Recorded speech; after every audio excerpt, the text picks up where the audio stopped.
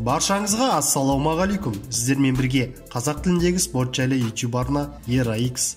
Видео ұнаса, видеоға лайк басып, арнаға тіркеліп қойыңыздар. Сауль Альварес Қанат Исламға назарды аудармайды. Маман қазақстандық боксшының келесі жекпе-жегі туралы айтты. Орта салмақта өнер көрсететін қазақстандық боксшы Қанат Исламның соңғы жеңісі өте сенімді болды. Бірақ оның қарсыласы өте әлсіз болғаны рас. Мұндай пікірді белгілі маман Фил Джей өз сұхбатында айтты. Сенбі күні қазақстандық боксшы Майами қаласында эквадорлық Джейсон Миндаға қарсы шығып, 7-ші раундта нокаутпен жеңіске жетті.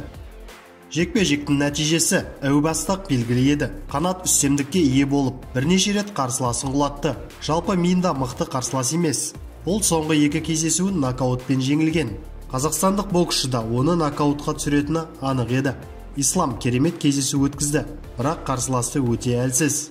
Оның үстіне қарсыласы кездесуге бір күн қалғанда ауысып кетті. Қанаттың болашағы туралы ештеңе айта алмаймын. Өткен кездесу бойынша да оның деңгейін айту қиын. Ол Канеломен кездескісі келеді, дегенмен ол мүмкін емес. Мексикалық боксшы белбеуі бар атақты боксшыларды қарастыруда. Дәл қазір Исламға назарында аудармайды, дейді ол. Ал қазақ боксшысы Данияр Елеусіновтің пікірі басқа. Қауіпті жігіттермен ешкім жұдырықтасқысы келмейді. Оның ойынша, қазақстандық Қанат Исламға орта салмақтан бірінші орта дивизионға оралу керек. Олимпиада чемпионы Данияр Елеусінов осындай пікір білдірді. Қанат Ислам өте мықты, қуатты, тәжірибелі жігіт. Меніңше, оған 154 фунтқа қайта оралу керек. Яғни өз салмағына. Үлкен жекпе-жектер үлкен ақша. Ешкімде аты шыға қоймаған, бірақ мықты жігіттермен жұдырықтасқысы келмейді. Әңгіме қорқыныш жайлы емес. Тәуекел материалдық тұрғыда ақталуы қажет. Егер басыңды қатерге тіксең, өзіңнің гонорарыңды сұрайсың. Ал оның промоутері мұндайды жасай алмайды. Сондықтан мықты жекпе-жекте болмайды, дейді Елеусінов. Нокаутшы Батыр Жүкембаев Америкада әйгілі Энди Руистің бапкерімен жаттығатын болды. Боксшының ісін басқа менеджер жүргізеді. Бірінші жартылай орта салмақтағы қазақстандық боксшы Батыр Жүкембаевтың командасында өзгерістер болды. Ендігіде жеңілмеген қазақстандықтың менеджері Рик Мериджан болады.